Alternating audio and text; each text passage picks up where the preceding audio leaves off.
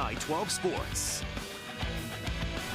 Winston-Salem is the place to be this Saturday. The first game this season between Wake Forest and Duke came down to the wire, and this one will be no different as the Deacs need a statement win to get a chance at making a run in March. It's a sellout at the Joel, the largest crowd ever, close to 15,000 fans. Since returning to the lineup, Tyrese Proctor has been unreal for Duke. He connects on 4 threes in this game as the Blue Devils have the early lead. Our Kenny Beck in the stands there with his son Owen. The two enjoying the play of Hunter Salas in the first half. Salas with 14 first half points as he knocks down the 3.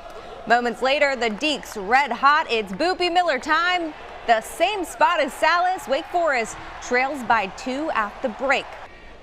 After the half, they come out on fire. The Deacs make their first 6 shots. Hunter Salas puts Wake Forest up by 5. The crowd is electric.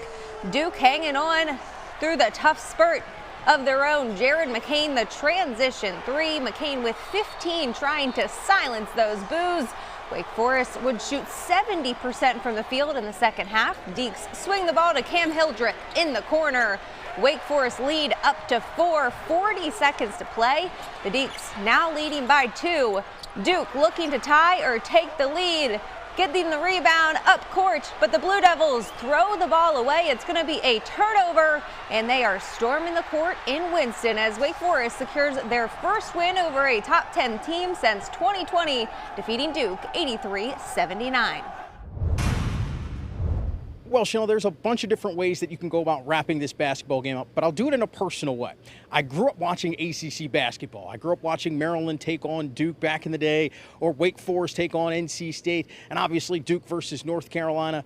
This Saturday afternoon was everything that this conference stands for. It's everything that Tobacco Road basketball means. You had 2 excellent basketball teams laying it on the line for a chance to go away with a victory. Now, from Duke's perspective, we already know that this is an excellent team that's got a chance to play well into March and potentially cut down the nets when everything is said and done. But this Wake Forest basketball proved itself not only when they played at Duke, but they did it again tonight where they're a different animal on this home floor. And yes, Wake Forest comes away with the victory, and yes, they also proved that they were an NCAA tournament team. But that should already have been cemented in. These are 2 great basketball teams that left it all on the line and gave everyone a thriller of an afternoon. This is what I dreamed of when I came here, you know, to play meaningful games against Tobacco Road opponent, right?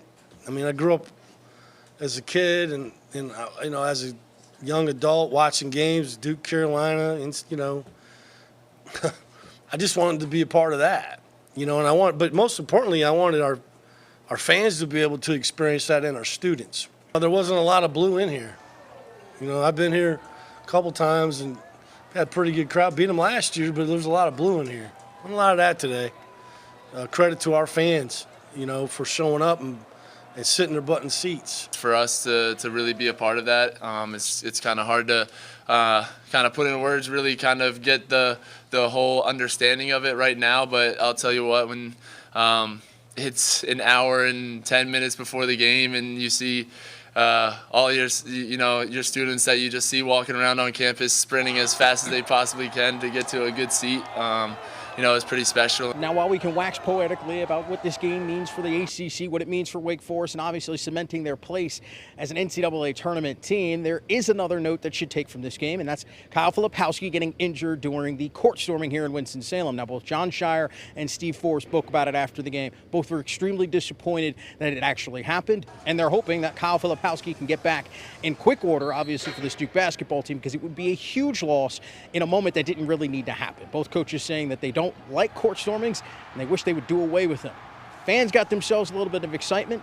They're going to be partying long into the night in Winston-Salem. It's just one little teeny sour note at an end of an excellent basketball game. For now, reporting here inside the Joel, John Johnson, WXII 12 Sports.